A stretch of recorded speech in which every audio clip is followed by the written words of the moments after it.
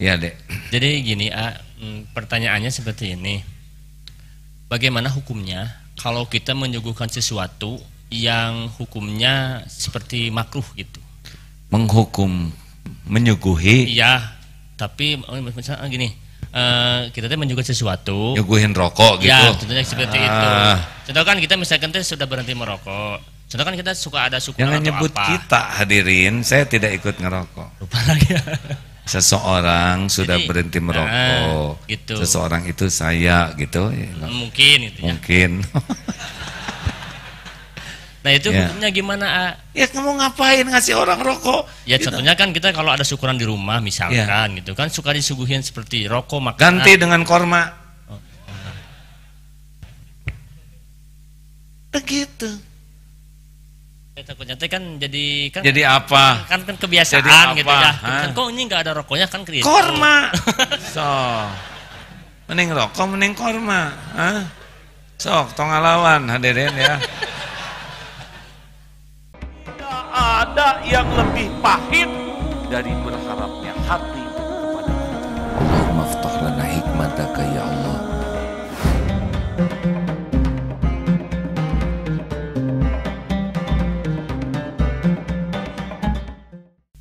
Terima kasih. Ada pertanyaan kah? Oh kan sudah tadi kan? Belum nanyanya? Kalau gitu saya jawab siapa barusan? Inilah keunggulannya, belum bertanya sudah dijawab. Ya deh. Assalamualaikum warahmatullahi wabarakatuh. Arai santri STQ Baitul Quran, izin bertanya, apa tandanya Allah mengampuni seorang hamba dan memperbaiki dirinya? Saya pernah membaca salah satu kitabnya Syekh Abdul Qadir Jalani, terjemahnya. Ada 4 katanya ciri-ciri orang yang taubatnya bagus. 1, bisa dilihat dari perkataannya.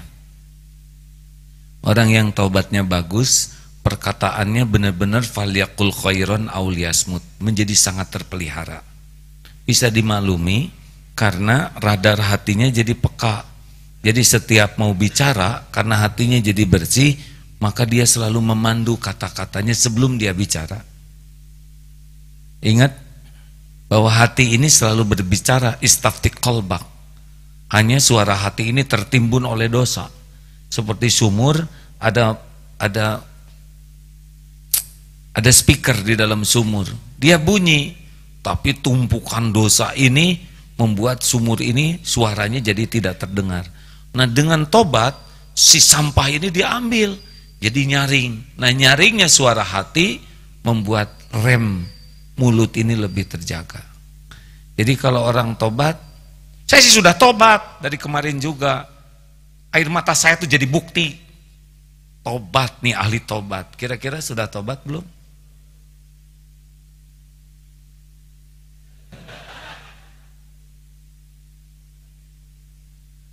Itu rombongan SMPN Depok ya,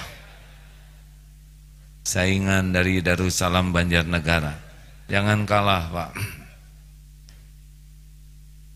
Yang kedua, dia akan selektif memilih teman bergaulnya.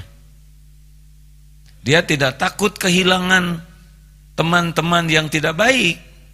Dijauhi teman yang tidak baik tidak apa-apa.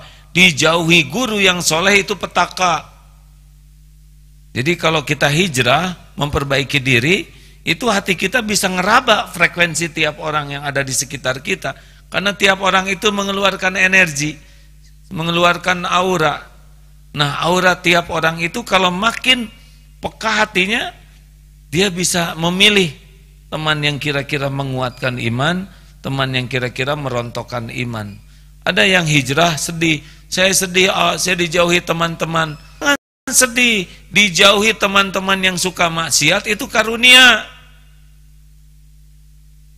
Nanti Allah akan memberikan teman. Kalau gitu teman saya siapa yang menguatkan? Nanti kalau sudah jadi ragi, kalau masih jadi tempe atau peyem, tape, gak bisa. 3, tidak ada dengki dengan nikmat yang Allah berikan ke saudaranya. Jadi kalau tobatnya bagus tuh sayang aja ke orang lain. Lihat orang dapat nikmat tuh nggak ada dengki. Kalau hatinya belum tobat, dengki. SMS, susah lihat orang senang, senang melihat orang susah. 4, dia tidak pernah bisa berhenti bertobat. Jadi ciri orang yang tobatnya bagus tuh, air mata tobatnya tuh selalu banyak. Asalnya dia tobat terhadap dosa besar, makin peka, dosa sedang juga makin terasa, nangis dengan dosa sedang. Lama-lama dosa kecil juga membuat dia nangis. Lama-lama dosa yang halus membuat dia nangis. Bahkan dia bisa menangisi tobatnya sendiri. Saya tobat tapi tetap nggak berubah. Jadi orang-orang yang tobatnya bagus itu, dia akan senantiasa bertobat. Itu yang saya dapat pahami dari bukunya Syekh Abdul Qadir Jailani. Terima kasih, Dek. Lagu B, mak-mak. Ini partai mak-mak apa? Silakan, Bu. Mbak dengan mbok tuh apa bedanya, Mas? Sama ya?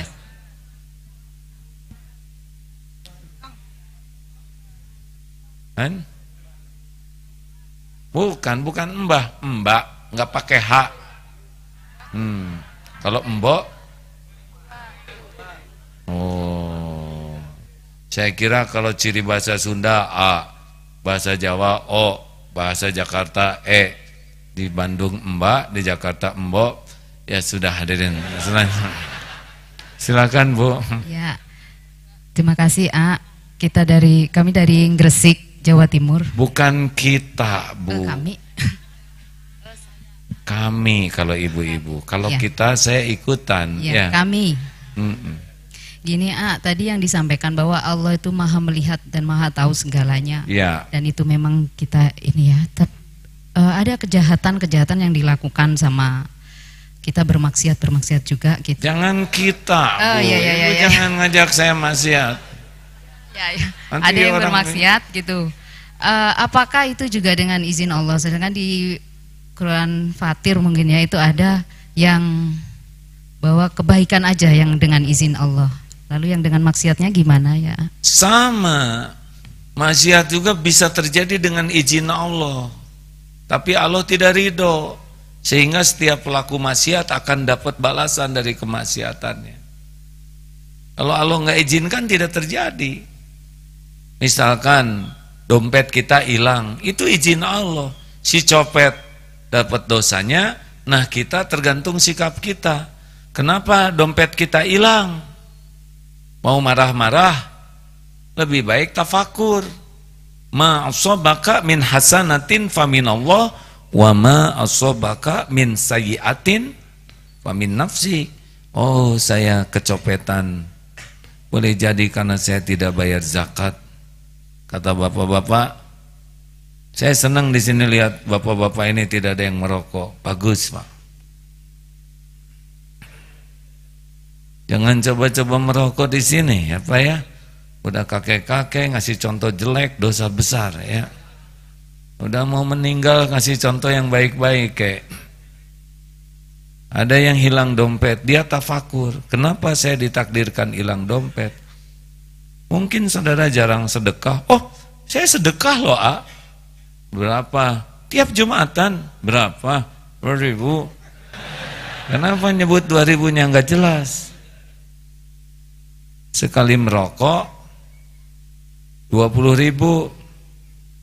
Sehari 2 bungkus. Jadi berapa? 40.000. Sebulan 1.200.000. Setahun 14.400.000 untuk merokok. Itu belum korek api. Buletin dengan korek api 15 juta. Jumatan 2.000. Sebulan 8.000. Setahun 98.000, buletin lah jadi 100.000. Merokok 15 juta. Jumatan 100.000. Merokok 15 juta. Jumatan 100.000 setahun. Merokok Jumatan, siapa Tuhannya perokok ini? Allah atau rokok? Gampang lihatnya, siapa yang diilahkan itu adalah yang mendominasi. Lebih banyak ingat Allah, ingat rokok. Lebih banyak berkorban untuk Allah atau untuk rokok.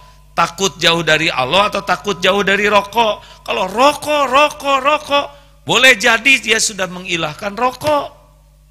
Makanya para perokok itu enggak ada yang hidupnya tenang, enggak ada.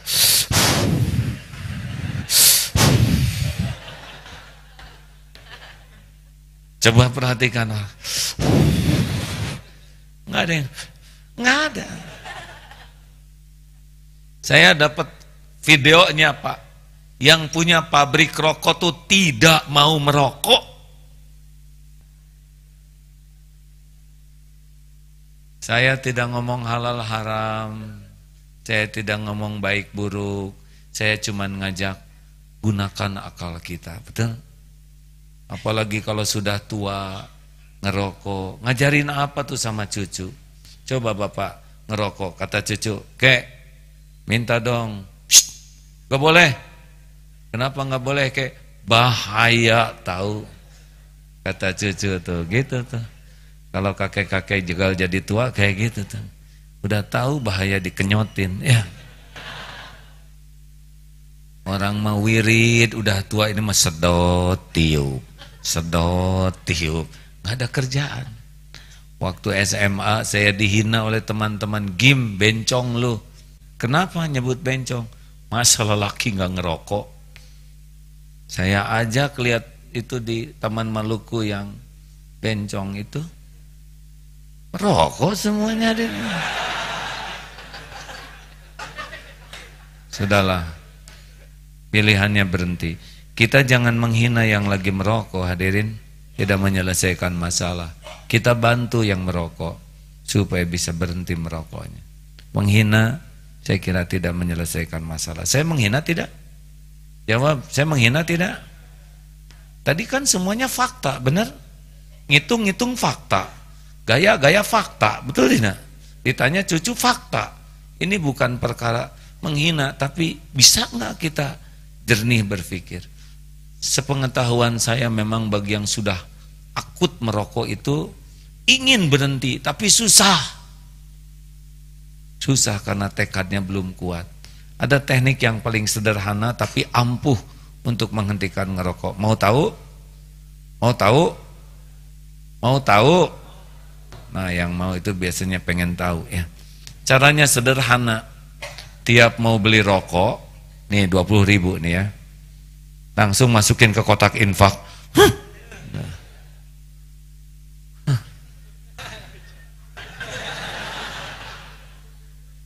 Tiap mau beli rokok, aduh, mungkin sangat tidak nyaman, mungkin ya, karena saya tidak pernah merokok. Sangat paham. Allah tahu kegigihan dia ingin melepaskan dari jeratan rokok. Apa sulitnya bagi Allah mengubah rasa pahit ini menjadi rasa puas dengan bermujahadah. Benar? Tidak ada yang tidak mungkin lah kalau Allah nolong. Dan banyak yang sudah tertolong. Alhamdulillah, cukup ya. Ini jendela terbuka kah? Agak panas ya? Alhamdulillah. Ada teman panitia masjid yang bisa memantau jendela kah? Saya percaya teman-teman sangat peka. Ada yang nyeletukinnya, coba dari tadi. Tadinya sudah tidak ada, hadirin, percuma. Kalau nasi jadi bubur, pikiran kita adalah terima. Sambil cari ayam, cakwe, kacang polong, kerupuk, kecap, seledri, bawang goreng. Jangan pernah mengatakan lau. Terakhir, pertanyaan terakhir, Cung. Ya. Assalamualaikum warahmatullahi wabarakatuh. Waalaikumsalam warahmatullahi. Saya Asep dari Bandung Barat. Jadi gini. Maaf, saya begini memang ke akhwat ya. Tapi itu anak saya, hadirin. Jangan sampai jadi fitnah ya. Memang agak berat punya anak remaja, putri, kalau dibonceng juga anak.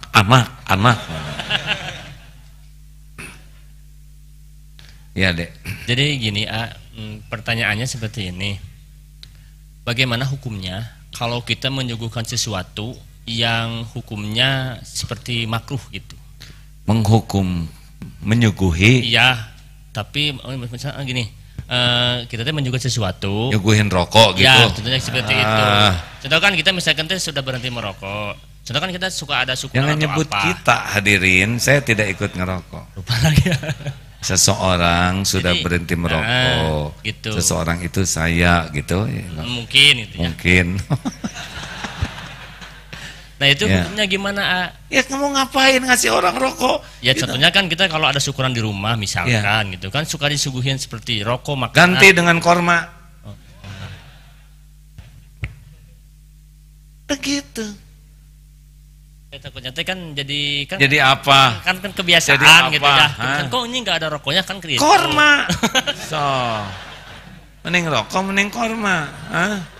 Sok, tong ngalawan hadirin ya. Gampang atuh itu mah. Dan nggak bisa maksa tamu mah, ya kan? Gini hadirin, tanya ke hati. Kalau hati udah nggak nyaman, tinggalkan. Harus berusaha berhenti Pak merokok ya, yang masih merokok. Yang tidak merokok, lihat yang merokok, doakan. Doa kebaikan. Sing pahit, sing berhenti. Jangan sampai kita hanya meremehkan. Tidak selesai dengan meremehkan. Saya tidak meremehkan ceramah ini ya. Harapan saya saudara tidak merasa diremehkan, tapi jadi tercerahkan lah ya. Ibu-ibu mau nanya tamu seorang lagi terakhir nih. Saya kalau lihat tamu banyakin itu ya bahagia ya stres.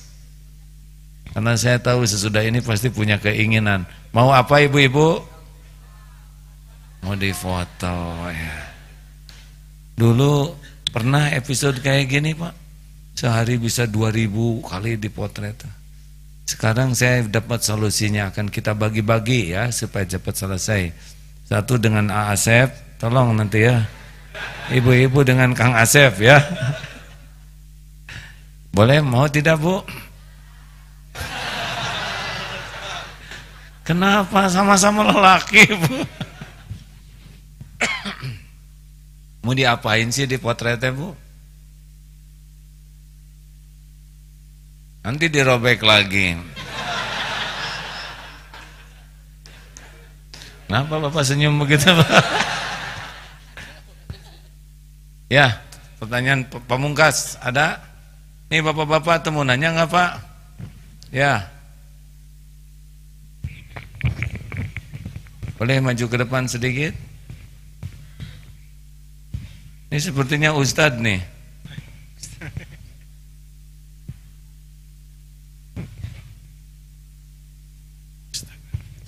Assalamualaikum warahmatullahi wabarakatuh. Perkenalkan, nama saya Handa. Saya dari Bangka Belitung, Kak.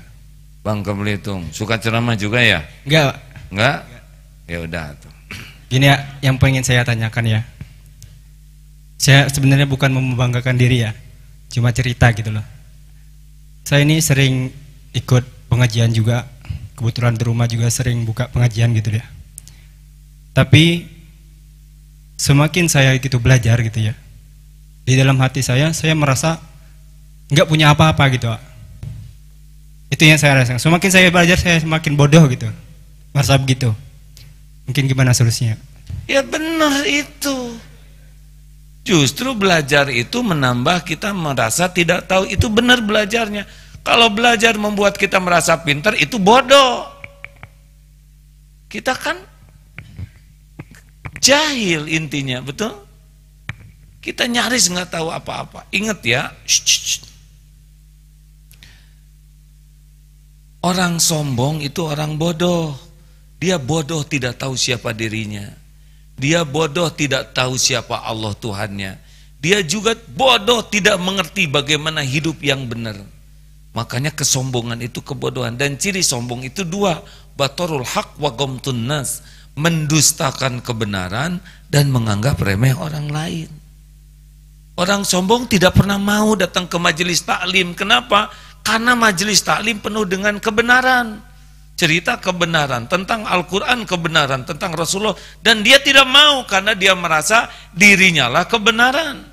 Orang yang sombong tidak mau gaul dengan orang-orang baik karena dia akan kelihatan jeleknya, sedang dia sudah merasa baik. Dan orang yang sombong tidak mau juga dikasih tahu karena dia merasa sudah tahu. Makanya kalau kita sombong, kekunci oleh kebodohan kita. Orang sombong, punten ya Pak ya, kalau orang sombong tuh gampang kebacanya. Dia tuh tidak nyaman dengan dirinya sendiri. Dan dia akan selalu sibuk mengekspos siapa dirinya. Kalau ngobrol, pasti yang diceritakan tuh dirinya, pengalamannya, kehebatannya, dengan tujuan ngangkat diri. Dan ini jamin pakai bohong Pak. Kalau orang sudah banyak cerita tentang diri, itu hampir dapat dipastikan banyak bumbunya daripada bukurnya.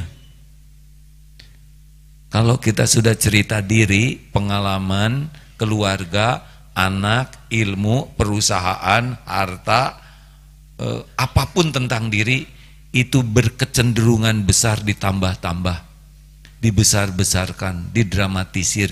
Karena tujuannya juga bukan ingin memperlihatkan kebenaran, tapi ingin cari kedudukan, penghormatan di sisi orang lain. Coba, kalau sudah cerita tentang apapun, bahkan kepahitan pun bisa dikemas itu. Misalkan naik pesawat goncang, itu ya, ketika saya naik pesawat terjadi kegoncangan, ada nggak gitu-gitu amat. Dan saya tuh benar-benar hampir saja saya nggak bisa napas, padahal biasa aja. Tapi kalau udah cerita diri itu kecenderungannya begitu. Makanya hati-hati, bukan tidak boleh cerita diri, tapi dan harus diingat, kalau orang sudah banyak bicara, itu orang bicara kalau tidak hati-hati lebih banyak memamerkan aibnya.